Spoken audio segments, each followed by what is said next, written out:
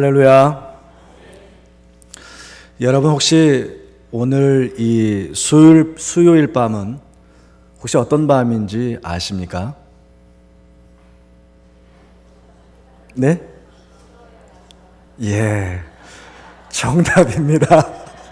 제가 여기다가 10월의 마지막 밤입니다 이렇게 적어놨는데 정확하게 10월의 마지막 밤입니다. 이렇게 역시 영적으로 뭔가 교통이 있는 것 같습니다.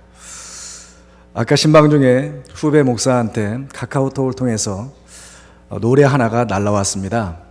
신방 중에 싹 눌러보니까 동영상처럼 이렇게 날라왔는데 노래가 애절한 노래가 나오더라고요. 지금도 기억하고 있어요. 10월에 거시기 다 아시죠? 보니까 그래서 들어와서 이렇게 검색해 보니까 우리나라에서 10월 마지막 날에 많이 불려지는 가요가 이 노래라 이렇게 하는 것을 보았습니다. 그것도 저는 과거가 있는 사람이라서 오래간만에 들어보니까 썩 나쁘지는 않더라고요. 참 노래 가사말이 애절하기도 하고 뭔가 좀 느껴지는 듯한 그런 느낌도 가져봤지만, 그런데 뭔가 좀 다르다. 나름대로 기분을 느끼려고 하는데 뭔가 좀 이상하다라는 그런 마음이 들기 시작했습니다. 이게 뭘까? 이게 뭐지? 뭔가 상념에 젖어야 되고 뭔가 센치해져야 되는 게 이런 노래를 듣거나 이런 가을에 딱 어울리는 그런 느낌일 텐데, 그래야 가을을 탄다 또는 가을을 느낀다 할 텐데 별 느낌이 없는 거예요. 여러분들은 그런 노래를 들으면 좀 느낌이 다가오십니까? 아직 느낌이 다가오시는군요. 근데 저는 옛날 같으면 그런 음악을 들으면 뭔가 좀 커피도 한잔 해야 되겠고 분위기도 한번 잡아봐야 되겠고 이런 느낌도 될 텐데 이런 마음이 안 들고, 그래서 눈을 싹 감고 있다 보니까 한 그림이 마음을 싹 스쳐 지나갑니다. 다음 두 그림은 두 종류의 사람을 나타내고 있습니다. 빙그레 웃는 분들이 제법 있습니다. 어떤 그림인지 알고 계신 것 같아요. 왼쪽, 내가 나의 주인인 사람. 내 인생의 왕좌에 나 자신이 앉아 있으며 그리스도는 내 인생의 밖에 계십니다. 모든 일을 나 자신이 주관함으로 자주 좌절과 혼란에 빠집니다. 암기하시는 분들은 따라서 하셔도 좋겠습니다.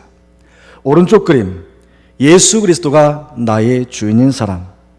그리스도가 내 인생의 왕좌에 앉아 계시며 나는 내 인생의 왕좌에서 내려와 모든 것을 그리스도께 맡겼습니다. 모든 일을 그리스도께서 주관하심으로 하나님의 계획과 일치된 생활을 하게 됩니다. 어느 그림이 당신의 삶을 잘 나타내고 있습니까? 또 당신은 어느 그림에 속하게 되기를 원하십니까? 무엇일까요? 바로 사형리 사원리에 있는 두 그림입니다. 바로 이거였구나라는 생각이 듭니다. 그리스도가 내 인생의 밖에 계시면, 내 인생의 왕좌에 내가 앉아 있으면 모든 일을 나 자신이 주관하기 때문에 자주 좌절과 혼란에 빠져서 절망하고 슬퍼하고 쓸쓸해하고, 그리고 오늘 같은 10월의 마지막 밤이 되면 뭔가 분위기라도 잡아야 되겠지만, 그리스도가 내 인생의 왕좌에 앉아 계시고 나는 내 인생의 왕좌에서 내려와서 모든 것을 그리스도께 맡겼기 때문에 모든 일을 그리스도께서 주관하십니다. 그래서 이렇게 믿는 모든 사람들은 하나님과 일치된 생활을 하고자 하기 때문에 어떤 외부적인 요인이나 환경들이 나를 괴롭히는 상황 속에서도 이렇게 생활한다는 것이죠. 하나님을 어떻게 기쁘시게 할까? 할렐루야. 이런 관심을 갖게 된다는 것입니다. 동의하십니까? 바로 이런 믿음을 가진 사람들을 가리켜서 믿음이 있다라고 말한다는 것이죠. 이 신칭이 이 신되기를 맛본 사람이라고 할 수 있습니다. 그래서 오직 의인은 믿음으로 말미암아 산다라는 말씀을 기억하는 사람이다 라고 해도 과언은 아닐 것 같습니다. 믿음으로 사는 사람은 결코 흔들림이 없습니다. 내 인생의 왕좌에 내가 앉아 있는 것이 아니라 예수 그리스도가 앉아 있는 사람은 어떤 상황 속에서도 결코 흔들림이 없다라고 하는 것이죠. 왜냐하면 하나님께서 나와 동행하시고 나를 붙들어 주시고 내게 감동시켜 주기 때문에 그러한 줄 믿습니다. 최근 서점가에 베스트셀러가 있습니다. 아프니까 청춘이다. 이 책을 써서 예전에도 책을 많이 판 분인데 김남노 교수가 쓴 1000번을 흔들려야 어른이 된다. 이런 책이 있습니다. 소재로 세상의 첫 발을 내디는 어른 아이에게 라는 소재의 제목을 가지고 있습니다. 내용은 이렇습니다. 갈라디아에 요약해보면 사회의 첫 발을 내딛는 순간부터 시련과 상처투성이인 어른의 삶을 이제 막 살아가기 시작하는 청년들이 힘겨워하는 그런 문제에 대해서 또 여러 다양한 그런 문제에 대한 해답을 주면서 함께 고민하고 용기를 주는 말로 가득해 있습니다. 예를 들면 취업 실패로 좌절에 빠져 있는 K군에 대해서 이렇게 얘기합니다. 포기하지 마라. 용기를 내라. 그러면서 모죽이라는 대나무가 있는데 모죽은 씨를 뿌리고 5년 동안 작은 순밖에 나지 않는다고 합니다. 5년 동안 아무런 변화가 없다는 거죠. 순만 살짝 하나 피어난 뒤에 5년 동안 아무 반응이 없답니다. 그러다가 5해가 끝나갈 무렵 어느 순간부터 하루에 쑥쑥 자라서 25m에 이르는 큰 대나무가 된다고 얘기합니다. 그런데 저자는 모죽은 5년 동안 자라지 않았던 것이 아니라 땅속에서 뿌리를 키우며 도약을 위해서 준비하고 있다가 때가 오면 그 어떤 식물보다 빠르게 자란다. 이렇게 표현하고 있습니다. 마치 제자리 멀리 뛰게 할 때 몸을 움츠리듯이 그리고 나서 점프하듯이 모죽이라는 것이 약 5년 동안 몸을 움츠린다고 얘기합니다. 또한 비유를 이렇게 드는데 1년 중 해가 가장 높이 그리고 오래 뜨는 날이 하지인데 이 날이 제일 더운 날입니까? 하지가 제일 더운 날인가요? 저자는 제일 더운 날이 아니라고 얘기합니다. 이후로 태양이 대지를 달구는 8월 초순이 되어야 그제서야 덥다는 것이죠. 그래서 의지가 버텨주는 한 우리는 어디든지 갈 수 있고 그러므로 쓰러지는 것을 두려워하지 말고 다시 일어나 용기를 잃는 것을 두려워하라. 이란 격려 속에서 어른들의 흔들림은 자연스러운 것이며 그래서 부끄러워하지도 너무 많이 아파하지도 말고 삶이 나를 거칠게 흔들 때 함께 흔들리며 한 뼘씩 성장하고 새로워지는 것이 진짜 어른이 되는 것이다 라는 깨달음을 주고 있습니다. 저는 이 책을 읽으면서 우리의 신앙도 우리의 믿음도 그러한 것 같다라는 동의를 해봅니다. 왜냐하면 믿음이 없으면 많은 사건들에 의해서 우리는 흔들릴 수밖에 없다는 것입니다. 좌절과 낙심이 나를 주장할 텐데 하지만 믿음이 있다면 믿음이란 돌을 차곡차곡 쌓아 올린다면 마치 견고한 성을 만들듯이 우리 믿음도 흔들릴 듯 했지만 돌아보면 모든 삶의 모든 풍파 속에서 내 인생의 왕좌에 내가 앉아있지 않고 늘 그리스도께서 앉아 계셨으므로 결코 내가 쓰러지거나 무너지지 않았다라고 하는 것입니다. 그래서 우리는 결코 흔들림이 없구나라는 생각을 가질 수 있다는 것이죠. 그러면서 그 믿음으로 하나님께 영광 돌리는 삶을 살아갈 수 있습니다. 여러분들은 어떠하십니까? 오늘 본문 말씀에도 그 자신의 중심에서 여호와 하나님, 주 예수 그리스도가 계셔서 결코 흔들리지 않는 믿음으로 하나님의 말씀을 충실하게 순종해 나가는 한 인물을 우리는 만나게 됩니다.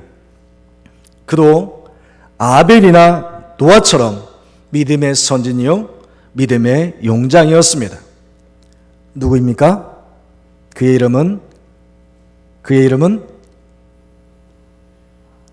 이름은 노아입니다. 태초에 하나님께서 영광을 받으시기 위해서 당신의 형상을 따라 사람을 만드셨지만 시간이 지나면 지날수록 하나님은 하나님을 향해서 영광을 돌리는 것보다 사람은 자신들의 만족을 위해서 살아가기 시작했습니다. 결국 자신들의 영광을 위해서 하나님을 잊어버리는 결과를 낳았습니다. 그 시대가 곧 노아의 시대였고 칠흑같이 죄악이 어둠으로 가득 찬 타락한 시대가 노아가 있었던 시대였습니다. 당시 사람들의 생각이나 행동 모두가 악한 것이었기 때문에 사람의 모습을 보면서 하나님은 한탄하셨습니다. 급기야 홍수로 세상을 심판하실 것을 작정하시고 하나님은 이 사실을 노아에게 알려서 방주를 예비하라, 준비하라 말씀하셨습니다. 노아는 비록 이 사건이 120년 후에 일어날 일이었지만 하나님의 말씀에 무조건적으로 믿음으로 순종해서 방주를 준비합니다. 그런데 당시 많은 사람들이 이런 환경, 이런 상황을 보고 과연 어떻겠는가? 그 당시 분위기를 짐작해봐도 우리는 충분히 알 수 있었을 것입니다. 왜냐하면 노아를 향해서 미쳤다라고 말했던 사람이 많았을 것입니다. 하지만 세월이 지나서 마침내 홍수로 심판하는 그날에 누구만 구원을 받았습니까? 노아와 그의 가족들만 구원을 받게 되었습니다. 이 같은 사건이 창세기 6장부터 9장에 이르러서 자세히 기록되어 있지만 오늘 히브리서 1장 7절에는 한 절로만 기록되어 있습니다. 이 시간에 노아의 위대한 믿음과 그 결과를 말씀을 통해서 세 가지만 묵상하고자 합니다. 첫째는 노아는 120년 후에 있을 홍수 심판의 계시를 믿음으로 받았습니다. 믿음으로 받았다는 것에 주목하시기 바랍니다. 7절 말씀이 시작할 때 이렇게 기록하고 있습니다. 믿음으로 노아는 본문에 보면 믿음으로 노아는 이렇게 기록하고 있는데 노아 시대에는 셋의 계통인 하나님의 아들들과 가인의 계통인 사람의 딸들이 서로 혼인함으로 누가 하나님을 바르게 경유하는지 알 수 없는 시대였습니다. 경건성을 유지했어야 되는데 혼합이 되었다는 것입니다. 사람의 딸들과 하나님의 아들들이 결혼하면서 문제가 불거졌습니다. 무슨 말입니까?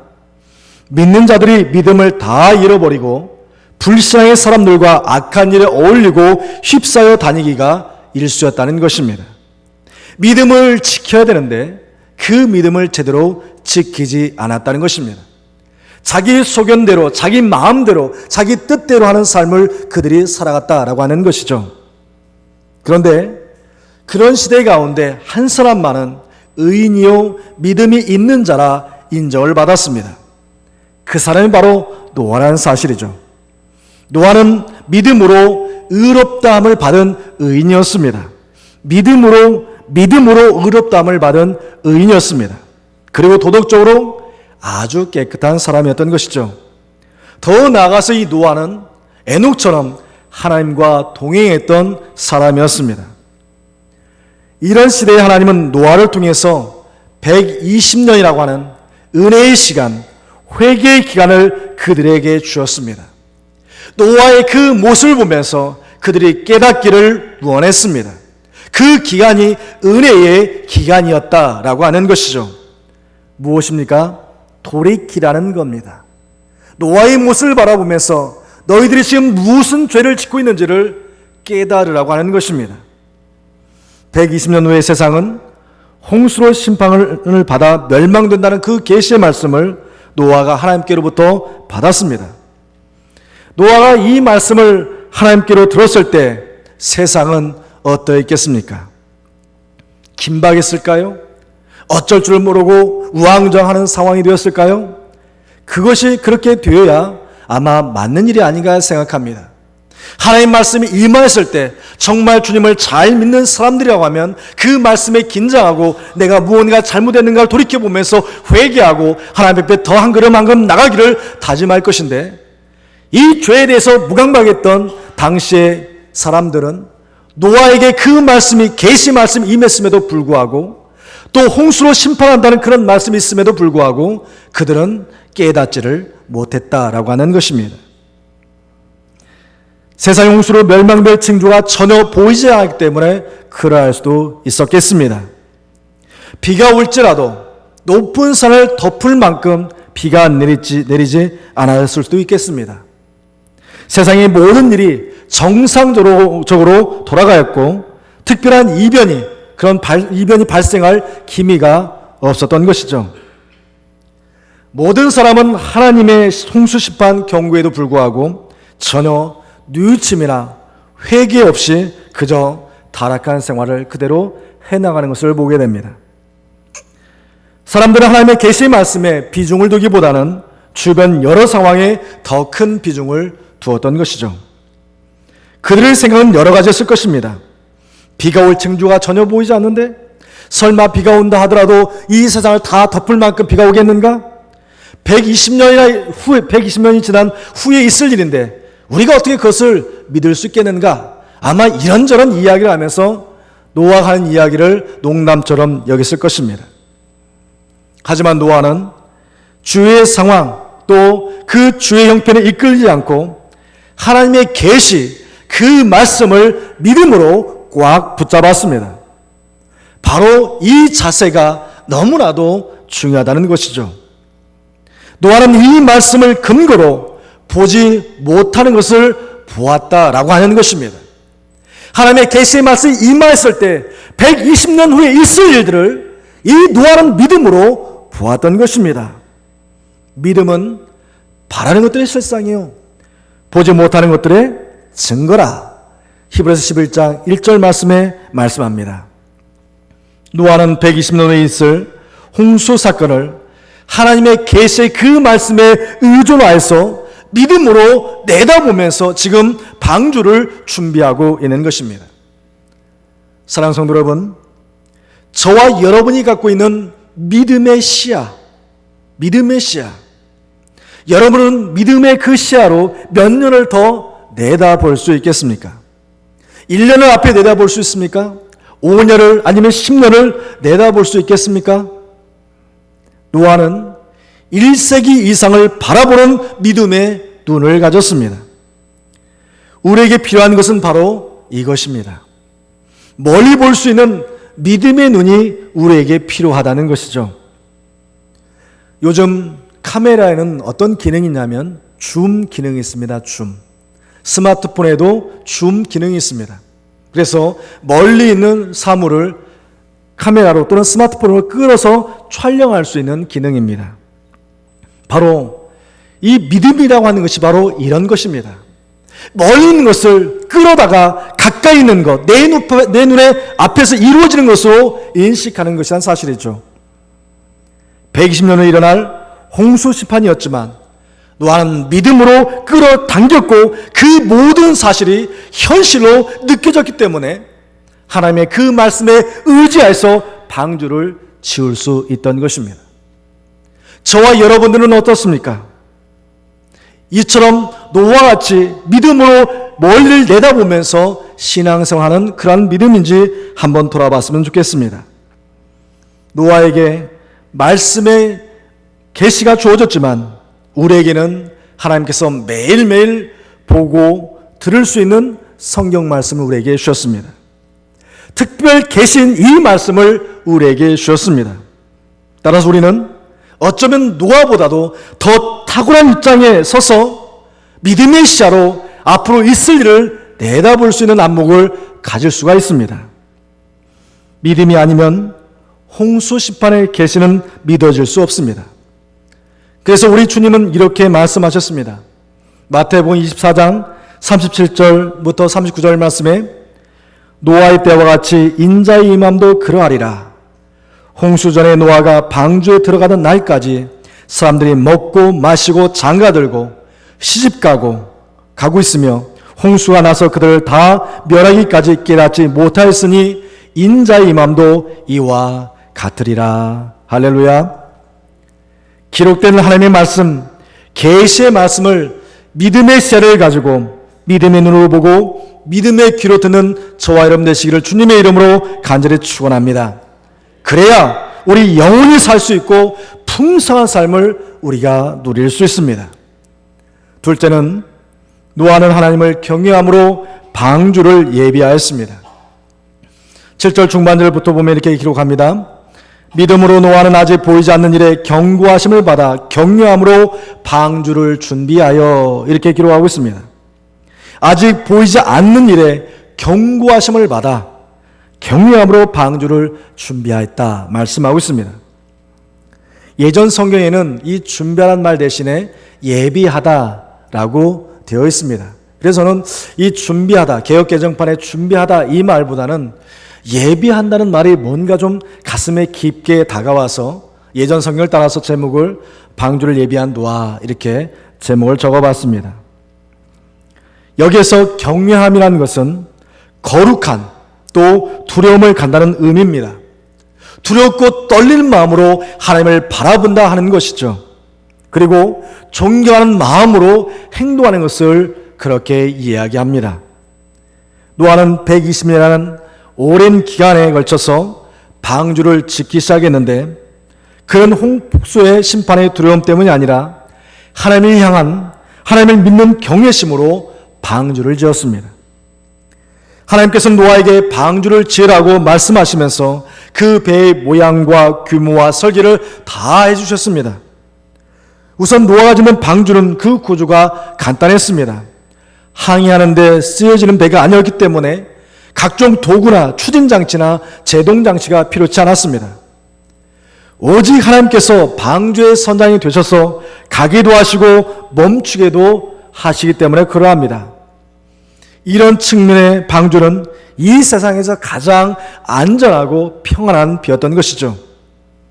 노아는 앞으로 120년 후에 있을 경고를 받고 이런 큰 방주를 준비를 합니다. 창세기 6장 22절에 보면 노아가 그와 같이 하여 하나님이 자기에게 명하신 대로 다 준행하였더라 말씀하고 있습니다. 하나님이 자기에게 명하신 대로 그대로 노아는 따랐다는 것이죠. 무슨 말입니까? 노아는 오로지 하나님의 말씀 한마디, 그 한마디만 믿었다는 것입니다. 오로지 그 말씀만 믿고 그 말씀에 의지하는 삶을 살았다는 것입니다. 그렇게 할 때 말씀을 따라 준행할 수 있는 믿음의 삶을 우리가 살아갈 수 있는 것이죠. 청청한 대낮에 거대한 방주를 짓는 노아를 한번 연상해 보시기 바랍니다. 그것이 말이 되겠습니까? 주변 사람들의 비난과 조롱은 아마 극에 달했을 것입니다. 그 당시 사람들이 타락하고 악한 시대였음을 비춰본다면 그들이 노아를 그냥 내버려 둘리 만무합니다.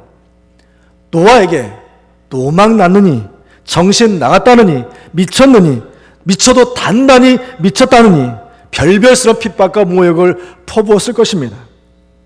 이런 상황이라면 여러분들은 흔들리지 않고 꿋꿋하게 방주를 잘 준비할 수 있겠습니까?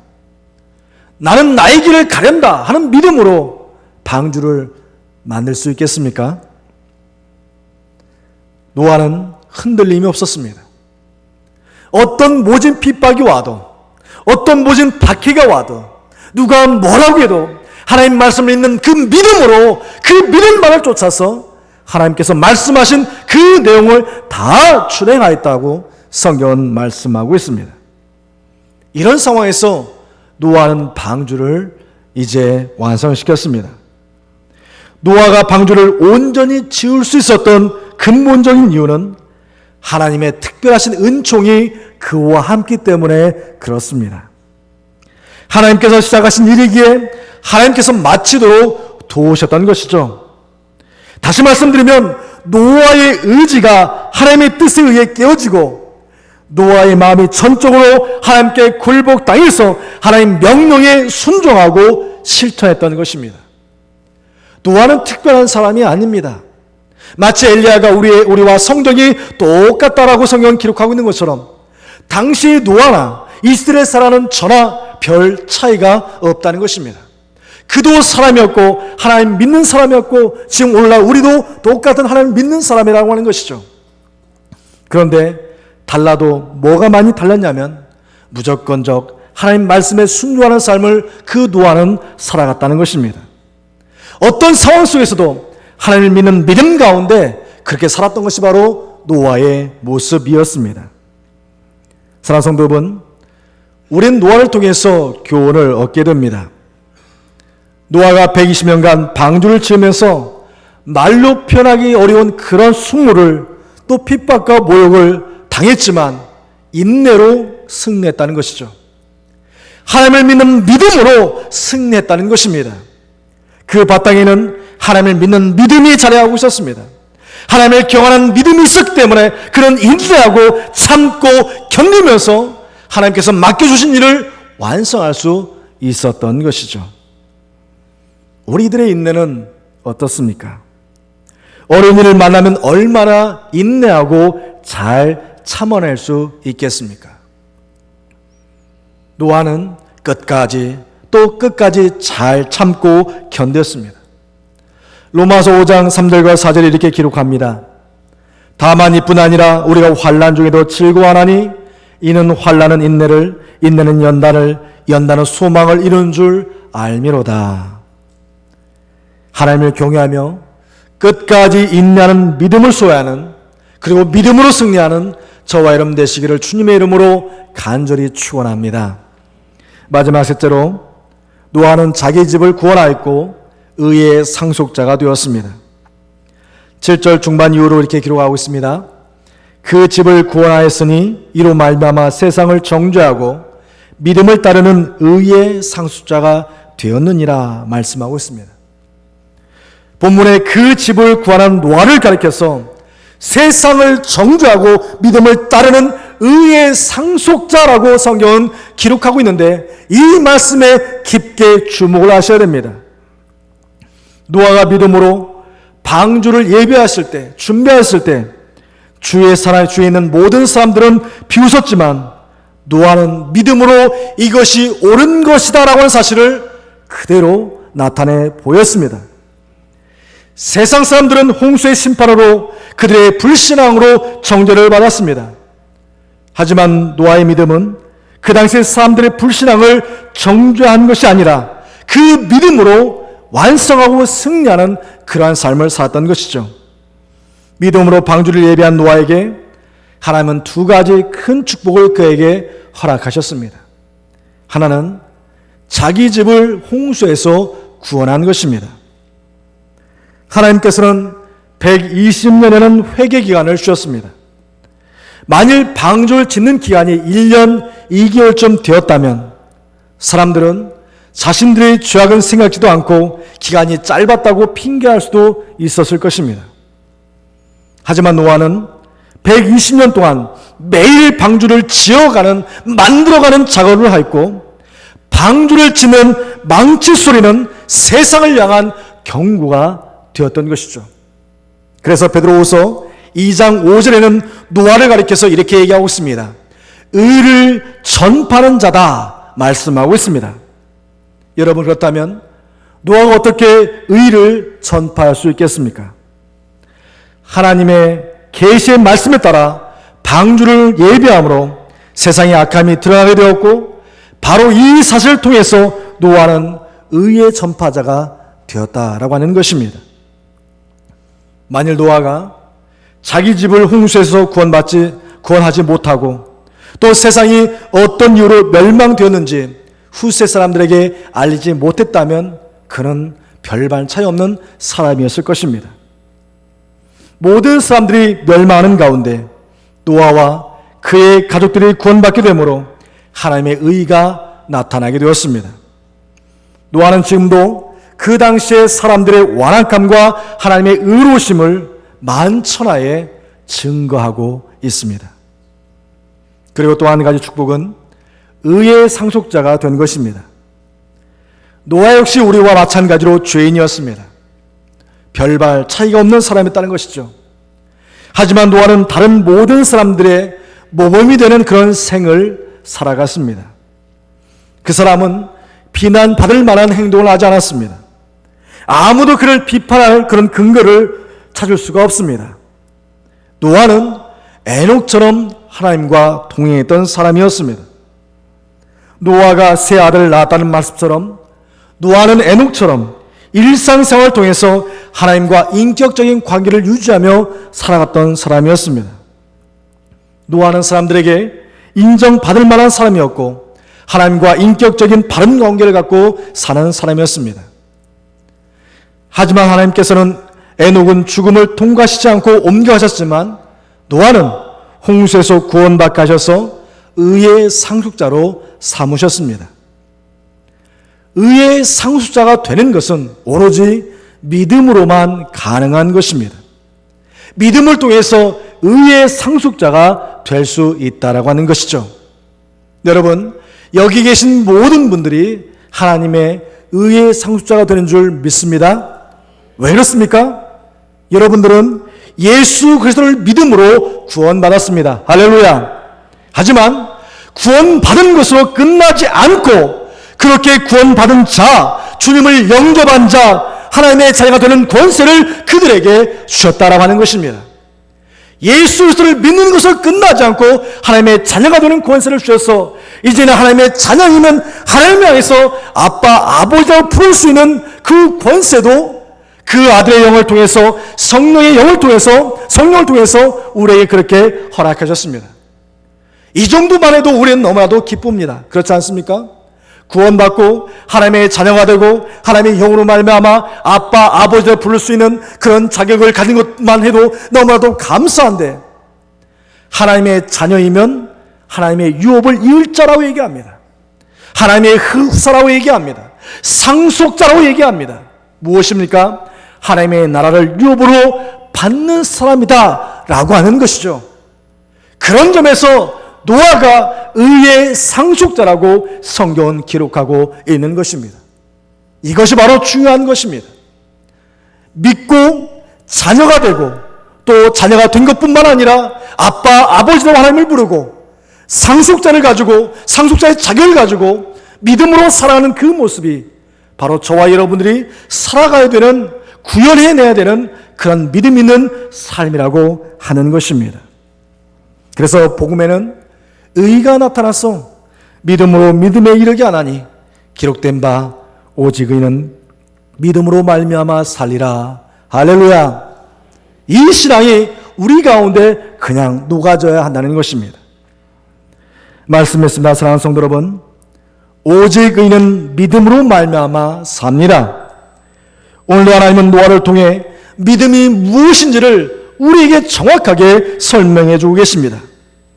노아처럼 믿음의 눈으로 하나님의 약속을 현실의 것으로 받아들이시는 저와 여러분 되시길 바랍니다.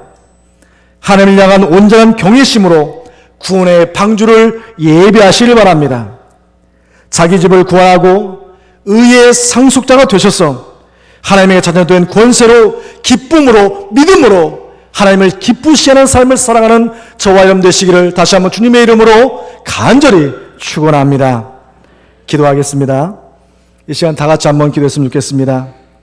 무엇보다도 흔들리지 않는 견고한 믿음을 달라고, 어떠한 핍박과 환난과 박해 속에서도 오직 주님을 믿는 그 믿음을 지킬 수 있는 내 자신이 될 수 있도록 해달라고, 우리 가문이 믿음의 명가 될 수 있도록 여러분 기도해 주시고, 우리 담임 목사님과 우리 교회 부흥을 위해서 기도해 주시고, 특별히 수능을 앞둔 우리 수험생을 위해서 한번 기도하신 후에 제가 기도하고 찬송하겠습니다. 다 같이 주여 한번 크게 부르짖고 한번 기도하겠습니다. 주여! 사랑이 많으신 하나님 아버지의 은혜를 감사합니다. 노아와 같이 흔들리지 않는 견고한 믿음을 우리에게 허락하여 주실 간절히 소망합니다. 아버지 하나님, 견고한 믿음을 통해서 주님 앞에 한 걸음 한 걸음 더 다가갈 수 있는 하나님의 사람들 될 수 있도록 인도하여 주실 간절히 소망합니다. 아버지는 오직 의인은 믿음으로 말미암아 산다고 말씀했사오매 그 말씀에 의지하여 오늘도 믿음 앞에 서는 주의 사람들, 하나님 앞에 믿음으로 서는 주의 사람들 될 수 있도록 역사해 주옵소서. 예수 그리스도를 믿으면 구원받습니다. 구원받는 것으로 끝나는 것이 아니라 또 자녀가 됩니다. 자녀가 되는 것으로 끝나지 않고 아빠, 아버지를 부를 수 있는 그 위치에서 하나님 나라를 상속으로 받는, 아버지를 상속받는 상속자가 되는 것을 바라보는 우리가 감사할 수 있도록 역사해 주옵소서. 믿음으로 이 모든 것이 가능한 믿음을 믿고 기도하는 주의 사람들 될 수 있도록 역사하여 주시기 간절히 소망합니다. 어떤 상황 속에서도 어떤 환경 속에서도 오직 믿음으로서는 주의 백성들, 믿음으로 주 앞에 다가서는 죄의 사람들 될 수 있도록 성령께서 주관하시고 함께하여 주옵소서. 아버지, 결코 흔들리지 않도록 우리를 붙잡아 주시고 견고하게 우리를 아버지는 주의 은혜 가운데 거두어 주시기를 간절히 소망합니다. 우리 세우신 담임 목사님 영육간의 강건한 넌 펴주옵소서. 성령 충만을 넌 펴주옵소서. 은혜 충만, 은사 충만 덧입혀 주어서 하나님의 교회를 아버지 하나님의 잘 무게에 나갈 수 있도록 은혜 베풀어 주시고, 모든 교인들, 모든 성도님들, 모든 아버지 우리 성도의 모든 식구들이 한마음 한뜻으로 하나님을 향해서 나아가 달려가며 부흥할 수 있는 성도가 될 수 있도록 역사하여 주시기를 간절히 소망합니다. 은혜 베풀어 주시고 담대하게 세워주옵소서. 특별히 다음 주에 아버지 수능 시험이 있사온데 아버지 하나님 수험생들 위해서 기도하오매 주여 우리 수험생들 한 분 한 분 아버지 그 머리에 빗물을 안수해 주시고 알게 하시고 깨닫게 하여 주옵소서. 무엇보다 하나님 아버지 대학이 목적이 되지 않도록 붙잡아 주시고 대학 너머에 있을 하나님 놀라운 역사와 그 일들을 바라보며 기도하고 나라 민족과 일방 가운데 주의 때에 크게 쓰임받는 주의 백성들 될 수 있도록 성령께서 함께하여 주옵소서.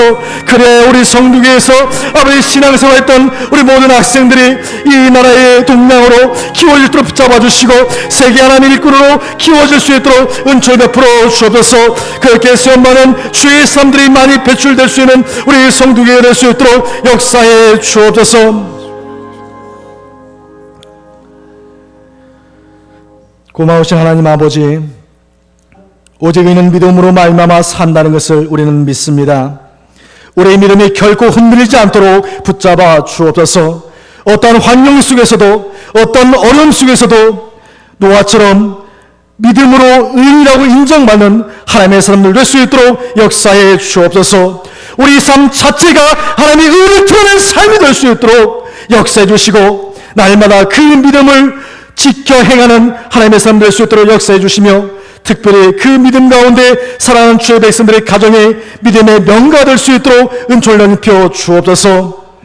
세우신 담임 목사님 영육간의 강건한 면 입혀 주시고 성령 충만 면 입혀 주셔서 맡겨주신 목양사역 잘 감동으로 하나님은 교회가 더욱더 부흥하고 흥왕에 나갈 수 있도록 역사해 주옵소서.